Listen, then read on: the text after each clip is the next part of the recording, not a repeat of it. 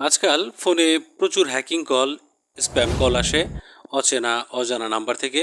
তো সেগুলো থেকে কিভাবে আপনি নিরাপদ থাকবেন, আমরা আমাদের যেটা দিয়ে ফোন করি, এই যে ফোন অ্যাপটা, সেই অ্যাপটা আমরা ওপেন করব।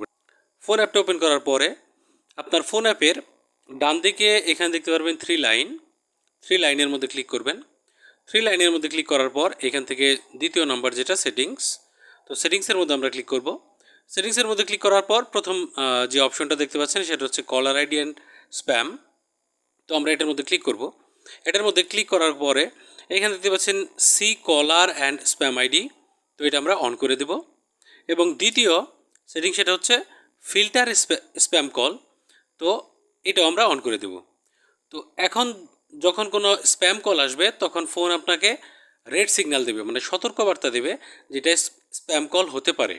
ঠিক আছে, অচেনা অজানা নাম্বার যেগুলা বিরক্তিকর নাম্বার, যে বিভিন্ন অনলাইন শপ থেকে আজে বাজে কল আসে, বিরক্ত করে ফোন দিয়ে, তো সেরকম বিরক্তিকর কল এগুলা ফিল্টার করবে।